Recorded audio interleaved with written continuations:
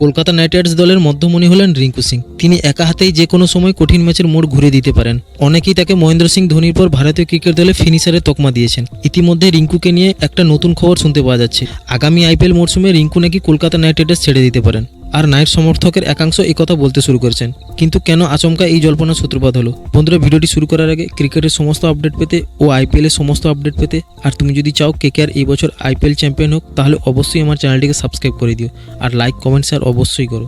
হ্যাঁ বস, চলতি মাসের 19 তারিখে আগামী আইপিএলের টুর্নামেন্টে মিনি নিলামের আয়োজন করা হয়েছিল।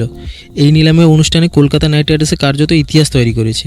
অস্ট্রেলিয়ার পেস বোলার মিচেল স্টার্ককে 24 কোটি 75 লক্ষ টাকায় দলে কিনেছে। 2018 সালের পর স্টার্ককে দলে নেওয়ার চেষ্টা করেছিল কলকাতা নাইট রাইডার্স, কিন্তু ফিটনেস ইস্যুর কারণে শেষ পর্যন্ত এই টুর্নামেন্টে খেলতে চাননি। আর যাই হোক, একদিকে ফ্র্যাঞ্চাইজি যখন দুহাত খুলে খরচ করছে, ঠিক সেই জায়গায় প্রশ্নটি উঠছে। রিঙ্কু সিংকে তারা মাত্র 55 লক্ষ টাকায় ধরে রেখেছেন। আর অনেকেই মনে করছেন কলকাতা নাইট রাইডার্স রিঙ্কুর সঙ্গে রীতিমতো অবিচারই করছে। এদিকে আবার এমন বহু ক্রিকেটার রয়েছেন যাদের পারফরমেন্স রিঙ্কুর তুলনায় খারাপ হলেও তারা নিলামের অনুষ্ঠানে অনেক বেশি টাকা পাচ্ছেন। সেই তালিকায় অন্যতম প্রধান হলেন জস দোয়াল, যাকে 6 বলে 5টি 6 মেরে রিঙ্কু ফেমাস হয়েছিল। ঠিক তাকে যখন 5 কোটি টাকায় আরসিবি কিনলো, ঠিক তখনই এই প্রশ্নটি উঠছে। সেই জস দোয়ালকে 5 কোটি টাকায় কিনেছে আরসিবি।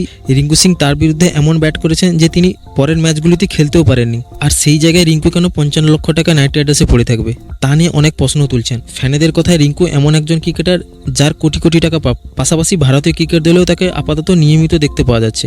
কঠিন সময়ে মাথা ঠান্ডা রেখে কিভাবে একটা ম্যাচ বের করতে হয় তা ইতিমধ্যে কেকেআর ব্রিগেডের এই ক্রিকেটার প্রমাণ করেছেন।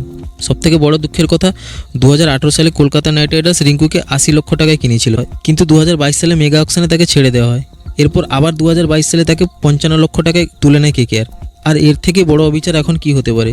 তাই রিঙ্কুর দল ছাড়া জল্পনা নেহাতি আমূলক নয়।